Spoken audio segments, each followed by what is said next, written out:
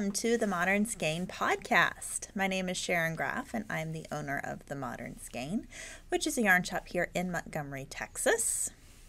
And I'm Becky, store manager at the Modern Skein. And apparently, we like to match. On Thursdays, we wear green. I suppose. At least this Thursday. Yeah. If you are a frequent watcher of the podcast, you know that this is not the first time we have shown up matching. I promise there was no coordination beforehand. Nope, it was the most coordination we do is, don't forget we're podcasting tomorrow. Yep. Like that's yep. it. So, yeah. Indeed. So welcome. You will also probably notice that our background is slightly different. We're back to kind of the OG, well, not the original, but semi-OG backdrop, simply because we are setting up for local yarn store day, which is happening this weekend. It will be in the past by the time this episode actually gets on YouTube, so we should be back. It's literally, we only rearranged the table for a trunk show, so yeah. That's it. That's all I really have to say about that. We'll be back to our usual time and broadcast location next time. Yeah. I almost said next week, not next week. And you may, two minor housekeeping things. Number one, Suri is making her rounds, meowing. She definitely just came right through and meowed behind us, so you may have just heard that. There's also every once in a while, beep coming from the security system. So we don't know how to stop it at the moment. So sorry if you hear it over us. My usual go-to for silencing did not work. Yeah. Fingers crossed I didn't press the wrong button and the cops don't come blazing through here in the next 20 minutes. I don't think they so. can only blaze so quickly because they've started to set up roadblocks. Yeah. That's true. Yeah, But yeah, hopefully. Yeah. Not any. Side note, it's also Antique Weekend down here in Montgomery, historic Montgomery. And so, yeah, they're setting up for that. So it's a fun and busy weekend here in the area. Yes. But it's past tense when you're watching this. So we've had a fun and busy weekend. Yes. Anywho, we're going to get moving on and talk about our finished objects and our whips and what's going to be cast on next, because I finished something means something else is going to go on the needles. Yes. Probably today. I'm so excited because I don't think I know what you're casting on, but I see two fluffy balls of yarn over there that we'll get to when we get to, but I'm excited. And then we also have more fluff that we'll show you because our very, very, very long-awaited Qing order finally arrived. And it was literally just a box of fluff. It's so fluffy. So we'll get to that and show you guys all the colors. And yes, my hair is not being cooperative today, so pardon. I'm glad we the coordinated in that today, too. Yeah. That is Texas and humidity. Mm-hmm. Yep. 100%. Right. I mean, we both have finished objects. Yeah, we both have finished objects. I know, it's a miracle. Yeah, go for it. Sure. So I finished my Westfjords Wanderer. It's so big. Yeah, it really is just massive. So, it was a fun knit for sure. Really, it never really I never really got bogged down on it, because once you do your little wavy bit down at the bottom and you pick up, then you're steadily decreasing your stitches. So there's not really for me anyway, a place where I got bored or tired of it. I know some people get really done with the wedges, but I enjoyed the wedges a lot. Yeah. So again, Westfjords Wanderer by Stephen West. This is a 7-color gradient fade. Excuse me, I have the hiccups now. 7-color. So basically, you can use scraps. You can use as many colors as you want. Yep. he basically offers 2 versions. One walking you through fading the 7 colors, and another one just basically switch colors whenever the heck you want. And so honestly, if you really wanted to do it super subtle, you could just do 2 colors. Yeah. You could, if you didn't want a marl yarn, you could just do DK. Lots of different options with this one, honestly. So with mine, I did do basically his recipe for the 7 colors. So I did 3 fading speckled colors. So I did Auld Lang Syne by Suburban Stitcher, which is like a white, gray, and pale gold. Then I did Zenith by Hedgehog Fibers, gray and yellow gold. And then I did Fox by Qing Fiber, which is like gray, black, and gold. So kind of faded there. And then I did 4 tonals that faded. And for me, I did the gray fade from Red Stag Fiber. So lightest to darkest was Castle Rock, Cobblestone, Stonegate, and Welsh Slate, which gave me a very similar look to the cover photo on Stephen West's book, which is right there. That one. That one. Volume 3, West Knits, Best Knits. Yeah, so overall, I think it was a great knit. I'm glad I did it. It was very enjoyable.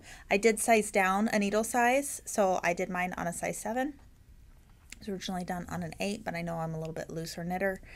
And so I just went ahead and did that. I'm happy with it. I love it. I didn't run out of yarn. Yeah, I enjoyed it. It was really fun. By the way, no pressure if you're in the Westfjords knit along with us. Totally no pressure. We're really not, because she's not done yet either. Nope. But we really didn't have like a hard and fast end date. It was just somewhere probably before the next knit along, which doesn't start till May 21st. So in all honesty, you don't have to finish, but you really have another 3 weeks. And if you're close to getting to where you're picking up your stitches, you're honestly halfway through.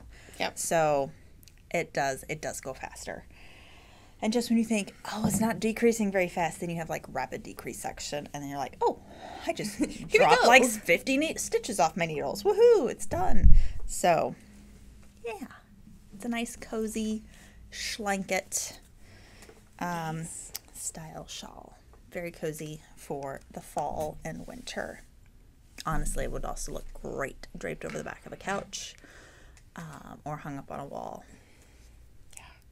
That's one I feel like, Stephen, if by some chance you ever watch this is my suggestion. I don't know if you ever actually will. That's assuming a lot, but we're going to go for it. Manifesting it. Yes.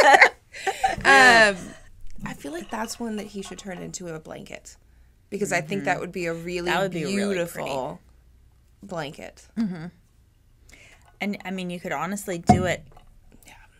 You could honestly figure out a way to do it yourself, because you would do it hap style.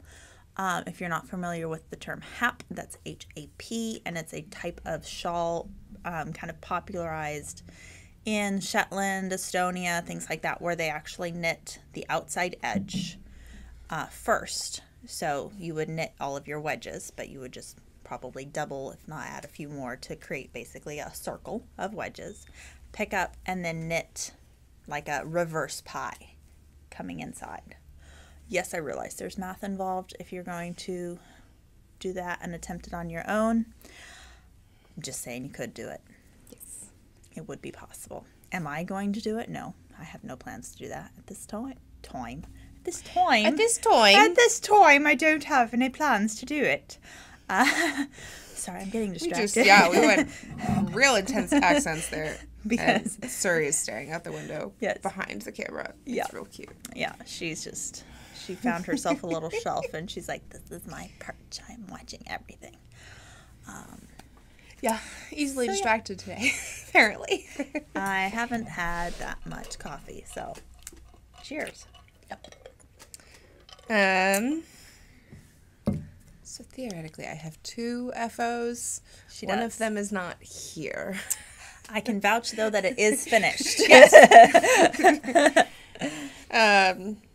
Yeah, I'll describe that one real fast because that's about all I gotta do. So if you remember, if you watched some previous podcasts, I was working on a hide and peak sweater out of it's in those cubbies right there. Right there. There you go. Of Highland Sport from Red Stag. That was going to be a sample for a show coming up this weekend / potentially last weekend by the time you see this. Yeah. And so, because he's getting ready to go to the show, it's gone. Yes. But I finished it. On Tuesday evening, and it was still blocking when I came into work on Wednesday. So, brought the whole blocking setup in the back of my car, and it sat on the table. But it is done. Yeah. I'm very happy with it. So if you want to see photos of it, go to Red Stag Fiber, and he'll have posted photos of the show in the booth, and you'll see it in the booth. Yep. So yeah. Yep. So that's one FO. It's done, I promise. It is. The other one was a test knit, because nobody's surprised at this point. This was my Float Side by Wool and Pine. So Yay. pretty. So this is a kind of nice summery top. If you look real closely, there are still a few ends I need to come back and trim. I just trimmed a whole bunch actually right before we started this, but this was an interesting one. It was a process, in a good way. Now that I'm done with it, I can say it was in a good way. In the middle of it, I was a little bogged down, but it is a side-to-side knit, so you actually end up casting on with an I-cord, knitting your first sleeve, and then you work a very large back panel segment in just plain stockinette flat, and that's where I kind of struggled a little bit, just kind of keeping going. I've learned that's not my strong suit, is things worked flat. I'd much rather work in the round. Me too.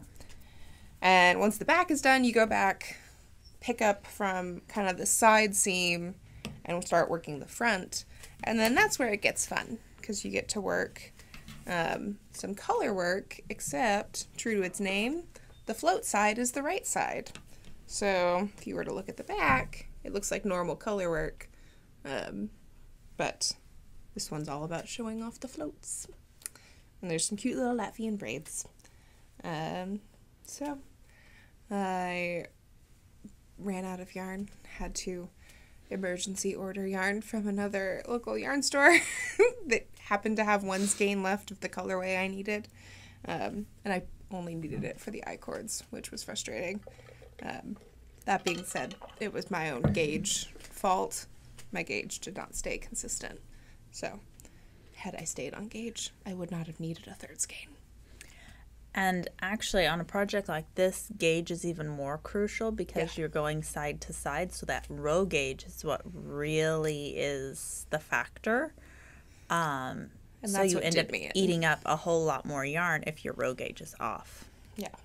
And my row gauge was tighter than it should have been. Yeah. So basically for every 4 inches, I ended up knitting at least 1, maybe 2 more rows. So you can imagine that ate up yarn faster. But it was a cool project. Definitely something different. And it is nice and light and breezy. This is mostly life in the long grass. And then scrappy bits. Yes. It's a great project to use up scrappy bits. And excuse me for yawning, but, you know, I'm tired and I've been up for, I was just looking, it's like, how long have I actually been up for? I've been up for 5.5 hours because, you know, I get up at 4:30 in the morning. By choice. Just sing-song that right in there. By choice. I also appreciate the other day, I was like, so how long did you stay up? You know, how late did you stay up knitting, finishing the sleeve of the test knit? She was like, I'm not that late. And then she was like, well, not late for me. It was only 11 o'clock. Yeah. And then I made a snack afterwards. And I'm like, and I was asleep for 3 hours. I'm a night owl. I've always been a night owl. Will always be a night owl. So the aspect of 4 a.m. sounds awful. But knitting until midnight sounds great. And see, I've always been like a middle of the day person. And like as a teenager, I was most definitely not a morning person. And I say that, and I realized I felt like I wasn't a morning person. My mom would tell you I probably wasn't a morning person. But still, like, I never slept in past 7 o'clock. Like, that was just weird. Yeah, sun's up, you're up. That's just... Quote some Frozen. The sky's awake, so I'm awake. Exactly. Sun goes down, I go to bed. Anyway, this is not a sleep health podcast. Easily distracted today. Yes. Let's proceed. Tell us about that before we get distracted again. So, I actually feel like I have to lead into this because y'all know I've been if you have been watching, I've been knitting on the Codicus, which is another sweater that was for Josh for his, I almost said trunk show, not trunk show, his booth. I do not have it with me. It is not finished. But I got it to a point where most of the body was done, except for like the bottom. It was really like, I have like 4 inches left, and that includes the hem. So I put it on waste yarn this morning and steamed it all out. There's one sleeve done. And sent it off with him. So I don't have that to work on. And hiccups, yawns, everything's falling apart today. So then I was like, I've been working on that and Westfjords for, gosh, the past like 3 or 4 weeks now. I was like, I need to get something because it's late night knit night here. So I need something to knit on while I'm at the shop. And so then I was digging through all my projects and the projects that I haven't looked at in a while. And I was like, I grabbed 2 projects and then one to cast on because, you know. Oh, I think I know what it is. I don't know how it just clicked, but it just clicked and I'm very happy. Yes. Okay. So first off, projects that have been kind of languishing, not intentionally, but just, you get sidetracked. First off, this is the Sunday wrap by Lisa DeFrusca under the Espace Tricot. I don't know if you can see that very well. So this is the start of the Sunday wrap, which is it's on too short of a needle, but it's a long it's not really rectangular. It's almost more of a parallelogram if we want to get really technical. I almost said geographical. Well, which is the geometry portion of the podcast. I said geographical though, not And now we transition to the geography segment. So, let's see. Slovakia is in Eastern Europe. I really enjoyed that was the first, country I thought of today was Slovakia. I don't know why. Good. Anyway, this is the Sunday morning wrap. It is a DK weight wrap. Like I said, kind of a parallelogram shape. So you're increasing, I believe, every other row. Could be every row. Honestly, it's been a while since I've knit on this. Suri is like right up on she's everything. Right behind the tripod. So if it all of a sudden falls down, you know why. Or it's not an earthquake. If there's it's a tail that comes through, I'd really appreciate that. So this is knit out of Kelborn Woolen's Scout in the navy colorway, the navy heather, which is why it looks almost black. And again, it's a very simple shawl. There's 2 versions. There's the Sunday shawl or Sunday morning shawl and the Sunday morning wrap. This is the wrap version, which again is more of like a semi-rectangular shape. Whereas the other one, the shawl, is a traditional triangular shape. But it's really fun. It has these little sections of twisted rib. I don't know if you can really see it on camera, but there's these little bands of twisted rib and then just stockinette. So it's a simple project, but just one that's, I'm going to really enjoy the finished object at the end. So that's kind of what's keeping me motivated. Oh, I haven't knit on it in forever, but that makes me not just rip it out and start with something else. So that's one of my 3 that I'm going to show. Okay. So, in the nice stack of test knits. Are we surprised? No.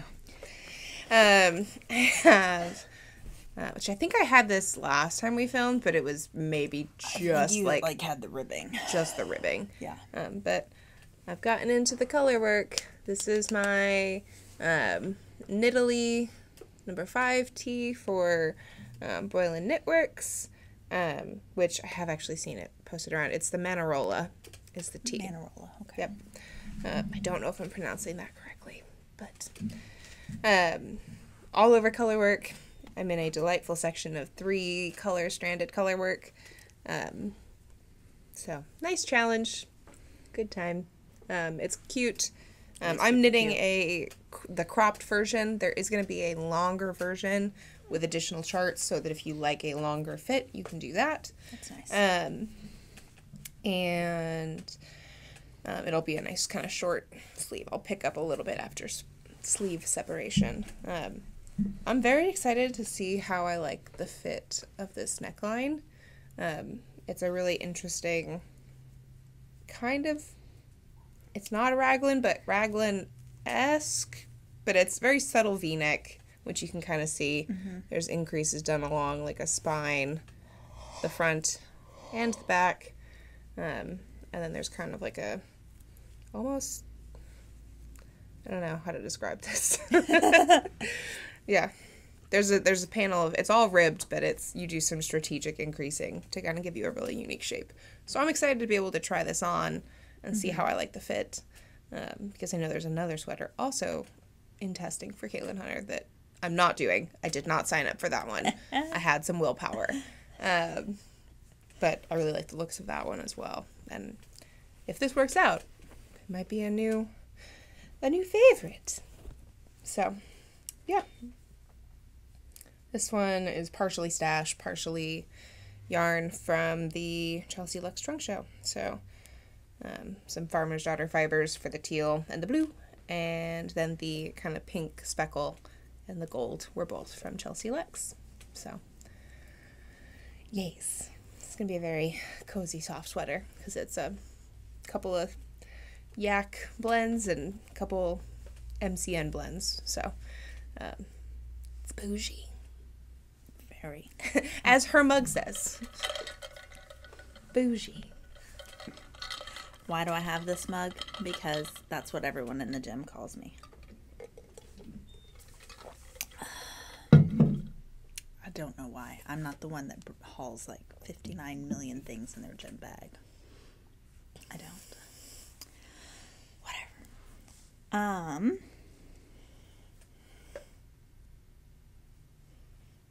Yeah, so actually, I'm going to rip this out. She was looking very intently at it while I was talking, and I was like, what's happening?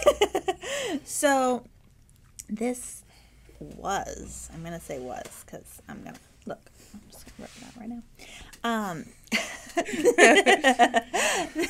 It was the Painting Stripes by Stephen West. And I'll tell you why I'm not liking it. So it's supposed to be stockinette and garter. But see how in these gold garter ridges, it's like there's a garter ridge, a stockinette section, and a garter ridge. That's not how it's supposed to be. And it just bothers me. I don't like it. Probably has to do with my gauge and tension. It's a shawl. Don't really care. So I'm going to rip this out, and these yarns are going to be repurposed into something else. What exactly, I don't know. But if you're wondering, the gold is Antique Leather by Red Stag Fiber, and the blue and teal combination is Nora from Qing Fiber. So it will probably be another Stephen West shawl of some sort, because I have 2 skeins of each.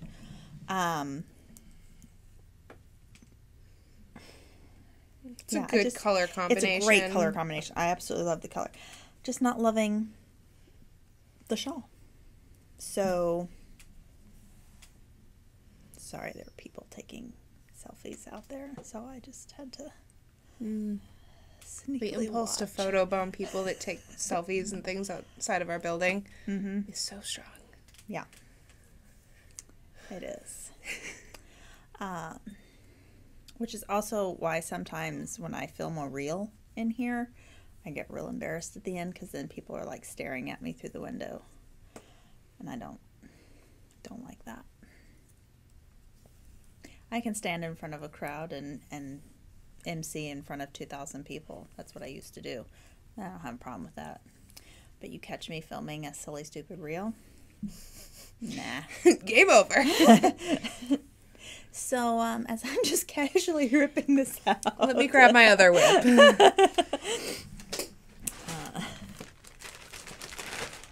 This is my high-tech project bag. Very nice.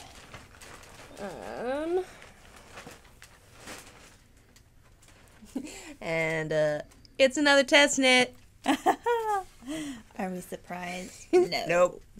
I actually stretched it out so it's on Scooby-Doo, so you get the full experience here. I decided to leave it last night because I was like, oh, we're gonna film today. This is the beginnings of the yoke. I think it's actually most of the yoke for the Color Story tee, which is a pattern and testing by Tifnieland. It's a short sleeved. Again, I'm doing a cropped version to layer over dresses and skirts and things. There is a longer version as well, but it's a worsted weight tee. Knit up in a new yarn. It's not new to us. We're hoping, yeah, fingers and toes and everything crossed, that we can. The brand we stock the brand, but the yarn is kind of a limited edition yarn, and so we're not even sure if like their stockists will get it at all, or if it's just going to be like their flagship stockists or what. So we're still trying to figure all that out. But I don't think the yarn is supposed to be released until like what, July or something like that. I think it's May. May. Okay. I think it's late May. I need to get back on the ball. But yeah, this is a upcoming yarn for Brooklyn Tweed. Imagine Shelter and Arbor had a baby. It's this yarn. But definitely, this is just real simple color work. Very, very little floats. So when this does release, if you're looking to jump into a color work sweater, color work project, this is a great one. It's also super motivating because you change colors after like 2, maybe 3 rows.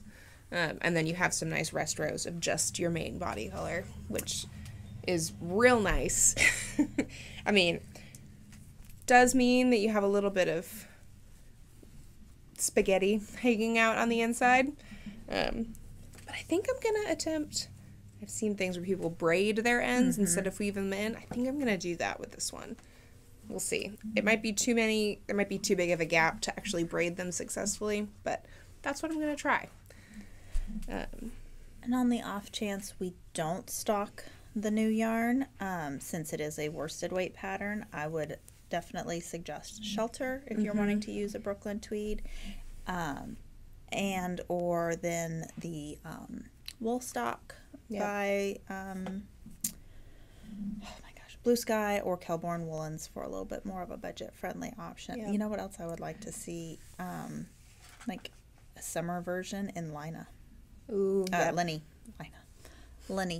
That would be really pretty. I think also Tones from Tones. Brooklyn Tweed. That's another one. I think texture wise, like that's going to be Really pretty similar. Close. Tones would be gorgeous because you could do really subtle shifts in the color. Yep. That would be a cool one actually, to just do overtone and an undertone and just do all one color for your color work. Oh yeah. Ideas. But especially if you want to do it for summer, that raspberry. That nice raspberry color. So hopefully next time we film, majority of this will be done, or it will be done. It goes so quickly because it's worsted weight.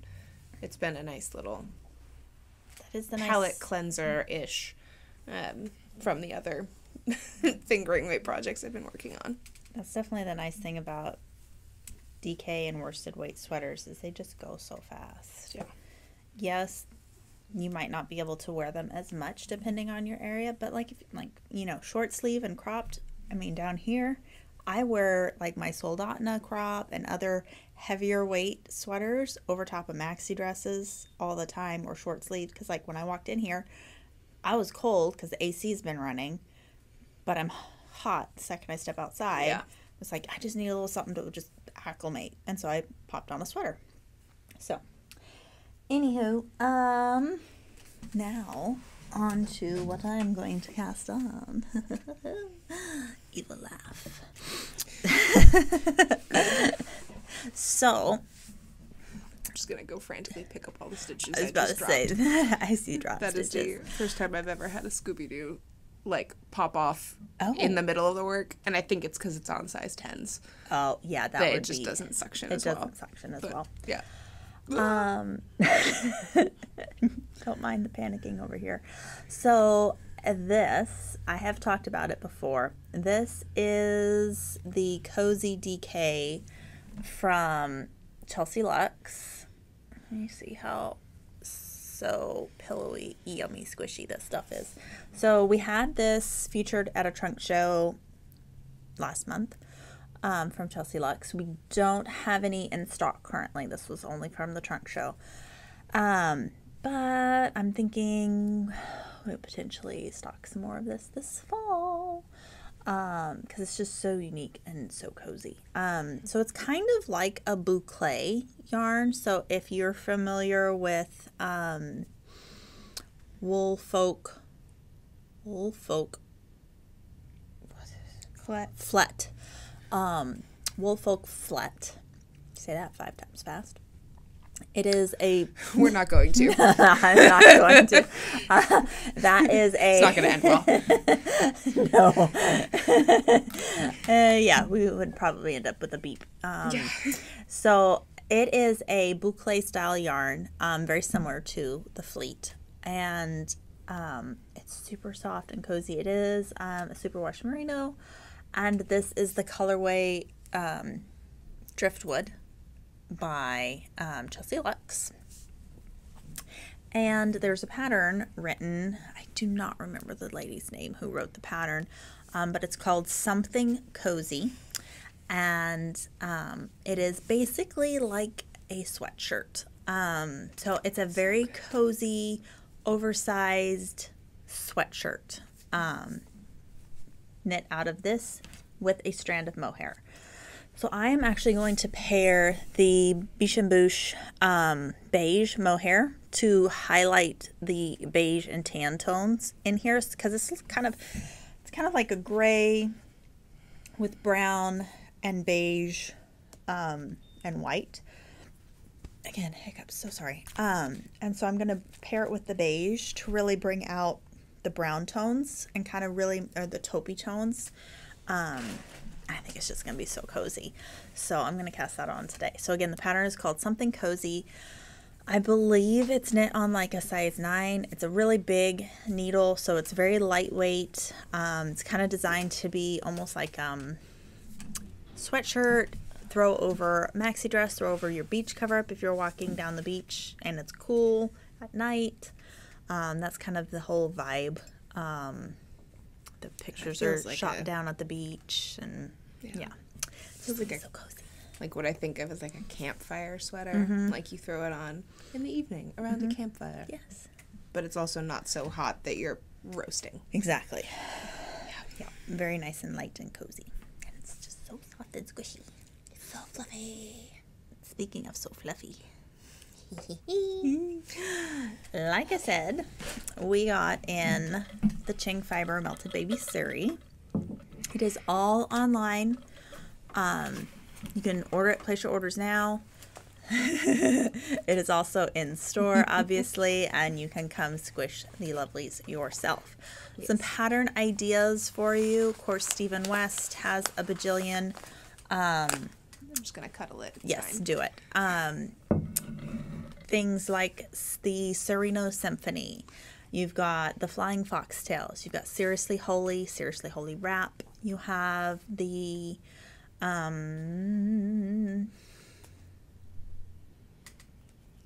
Melted Mirage, Texture Time, all sorts of different Stephen West patterns that use the melted baby suri. There's even some sweaters. There's also, speaking of sweaters, you can use the melted baby suri in Ingles by Caitlin Hunter, which is an all-over suri sweater. You could do,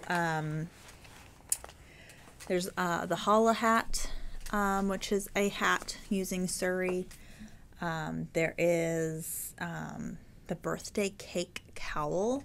It's actually not using suri. It was using, like, I think mohair held like triple or something like that. You can easily substitute out just doing suri once. Basically anything that would look good in a fuzzy texture. Yeah. That's about a sport weight, roughly. You can basically use it fingering, sport to slightly decay, honestly, in its morphing capabilities. Yeah. So it is definitely thicker than mohair. Definitely. So definitely I would say the thinnest you're going to go is like a fingering. Average is about sport. We listed on our site as sport. Ravelry listed as a sport weight, but it can definitely go up to a DK gauge as well. Like I said, there's tons of patterns. You can look up the yarn on Ravelry, Melted Baby Suri by Qing Fiber. You can look it up and see, there's like, I looked at it yesterday, there's like 10 different pages of patterns that were written specifically for it, but then there's so many out there that if you just like Google it, you can see all sorts of different ones. Like there's the Pavlova sweater. It's written for it. It's written for it. There's the My Chrysalis shawl, which I've done in the other room. That one is a fingering and a suri. That one does have some brioche in it as well. You don't have to do brioche.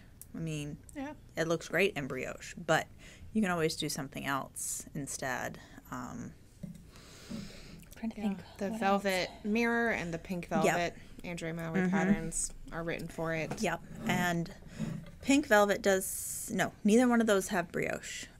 So yeah, neither one of those. So that's a cowl and a sweater. Yeah.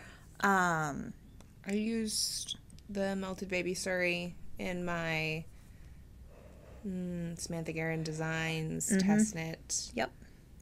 And it was in place of a worsted weight yarn. I'm blanking on that pattern name so hard right now. Yep. I can't think of it. But yes, I've used there's the Stripes by Andrea Maury, where a lot of people did the suri for the stripes. I actually started that sweater. I think it's still in my closet. I may have ripped it out. I'm not sure. I think we ripped that out when we cleaned out the stash. I think so. Yeah. But yeah, so many options. There's also the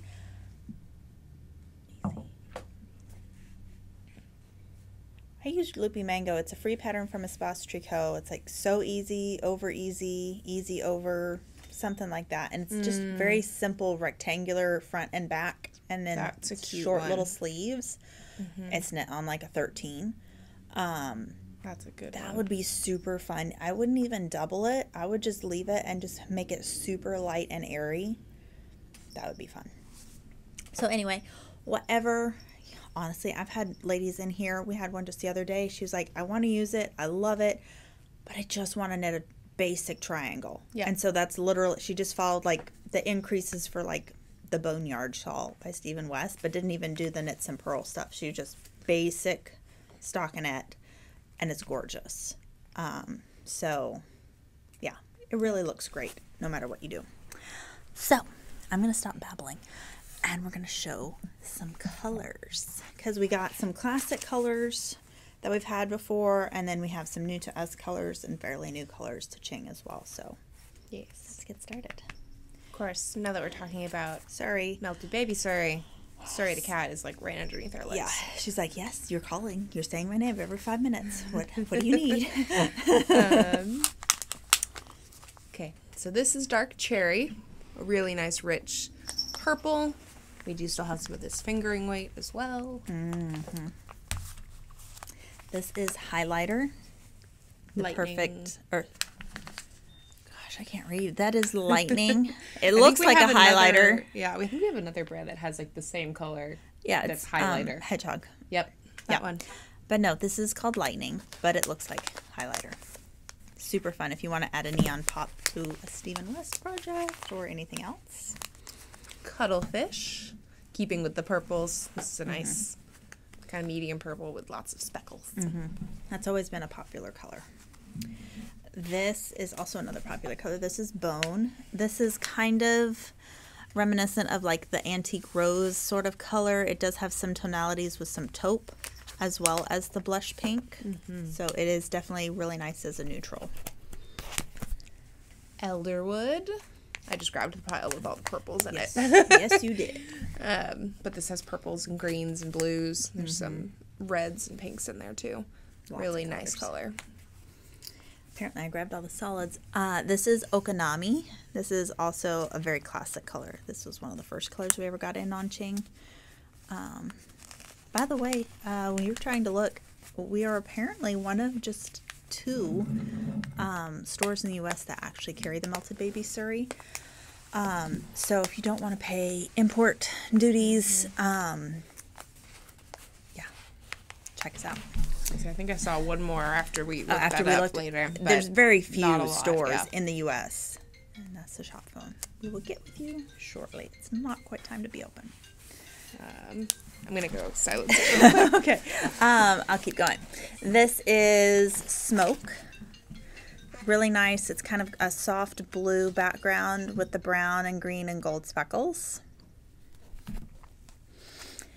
And then we have Dark Forest. So this is a very deep, deep, deep dark green. Really nice. I'm going to pass you that pile. Okay. I'll grab the rest I was about to say, I can't really reach that. This is Hero. Nice nice Brit blue. It's a very nice bright royal blue.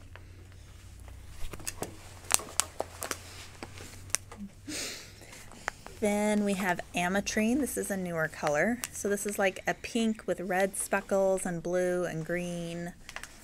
Very fun. Denim. It is different than Smoke, FYI. So denim has more of a purple and gray undertone, and it also has a green speckle, like a limier green speckle, and not as much brown. Yeah. Rosemary, really soft minty green. I love this one. That's always a good color. This is Dust. This is a lighter, more peachy version of like the bone, but definitely just very pale peach. Caviar, really rich, deep brown, like dark chocolate. Like a dark chocolate, almost browny black. Really good. Oyster, a classic color from Qing Fiber. That pale pink with the green and teal and red and purple speckles. Classic color. Sage, a good sage green. That's a fairly new one too from them. I don't think we've ever had that one in before. This is Black Hair, another classic one. So kind of similar to Panda if you've seen that one in the past, but this one has mostly the black with the red and pink warm colors streaked through there and a little bit of white. This is Soft Gray, a really nice kind of almost minty background with lots of blue, orange, pink speckles on it. Really pretty color. Then we have Mars. This is another newer color. So this is like a hot pink with like almost a periwinkle purple, kind of smidges in there. And then you've got the blue and the magenta and the orange and yellow. It's really fun. It kind of reminds me of a louder and crazier version of Mars in Retrograde from Matosh. Yeah. Definitely a little bit crazier. And not as much pink, but it's kind of on the similar vein. Yeah.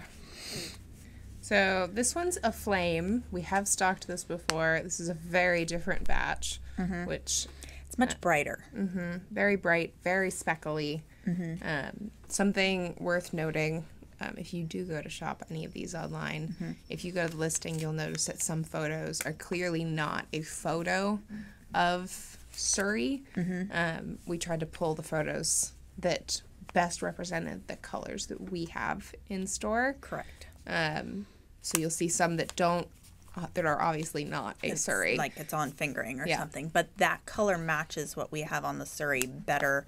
Yeah. And Suri, honestly, does not photograph very well at all. Especially some of these vivid brights. We couldn't like get a great photo. Mush. It just, it's weird. It blows out or it gets really, really dull. Yeah. And then Qing, I think Qing honestly has the same issue because she has very few photographs for us to use of the actual Suri. It's always the fingering because that's what gives you the better photograph.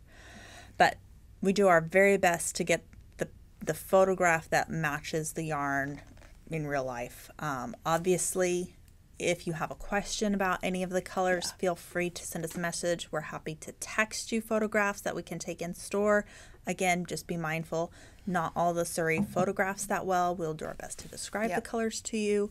Obviously, it may look different on your screens than ours, but we do our best to give you an accurate color representation as best we can with technology where it is right now. Because if there was like a hologram thing where we could just like, that would be amazing. But this is isn't. the yarn you're looking for. This is, since I just showed it, this is called Faraja, and this is best to be described as like a tomato red. Look how tan it makes me look. Fiery tomato red. Very fiery tomato red. Almost borderline neon. Yeah. It's so good. Got a nice rich gold in this colorway biscuit. This is a great one. It is. Another neon type color. It's like a soft neon. This is acid apple. So it's definitely neon on the fingering weight. It is not quite as neon on the Suri. It is a bit softer, but you still have that very bright, glowy look. Cactus. I love this one. This color is in my Westfjords Wanderer. If I ever finish it, I'm going to. I want it. You want it. You know you do. But it's nice soft mint. Very subtle pink speckles and just kind of some darker speckles in there too. Gorgeous. This is champagne. Very, very soft golden. This is not a bright color. This is not neon at all. It's very, very soft, almost like butter. Yes. It's a good buttery champagne. This is the colorway Dirt, which doesn't... Becky has a problem with this yarn. I love this colorway. Please don't get me wrong. It's gorgeous. But I 100% feel like this colorway should have been called Dirt and not Caviar. And I don't know what you'd call this, but something else. It's really not that big a deal. It's pretty. It's beautiful. Kind of beigey browns with some really gorgeous blues in there. So kind of it's a like rainy dirt and a mud puddle in a forest. on a gorgeous rainy day. Well, we just crafted this yarn's dating description. Here we go. Swipe left. No. So this is Blue Finch. Y'all know this is my favorite color from Qing Fiber. This batch of Blue Finch is actually more blue than brown. Typically, I mean, every time we get a batch of Blue Finch, it's always different, but it's always like these browns and taupes and these beautiful medium kind of denim-y blues. I just love this. It makes me want to knit this again because I love this color. This is one that I was trying to get a photo of yesterday, and it's really hard to get. This is the colorway Moss, and it looks black, but it is a really deep green. With almost hints of brown in it, too. Yeah, a warmer deep green than Dark Forest. And this is Honeycomb. So Honeycomb is just that beautiful, beautiful, rich umber. Little hints of orange in it. Gorgeous Beautiful. rust. Yes. duck egg. Kind of that almost acid apple color, but this one has a little more blue to it. And speckles. And some good speckles. And last but not least, this is actually one that we have had for a little while. This was the last Suri colorway that we had before the restock. Yes. This is the colorway Bronx. Yes. It's a super happy couple. Super happy color. Lots of neon brights in there. Yeah. Pair that with black. That would be super fun with brioche. High contrast. So good. Yeah. So that's about it. I did want to share this real quick because we need to open up the shop. Yes. But I just want to let you know we have Making magazine in stock. Lina issue 14 will be, if you pre-ordered it, will be going out next week when you see this. So you can go ahead and snag your copy if you haven't already. And we got a restock of the Cocoa Knits Makers boards. These were on back order for forever. So if you want them, we have them. This is the craft colorway, and we also have the gray. We are limited. When they're gone, they're gone. But definitely, if you've been looking at it, snag it. We do have the extra add-on magnets. It comes with all the magnets you saw here. But we do not have the rulers restocked yet. Those are still on back order. So, yeah. May, we've got our plant-based knit-along starting the 21st. Next episode, we will be chatting a lot more about that. And, yeah, I think we'll see you guys soon. Bye, guys.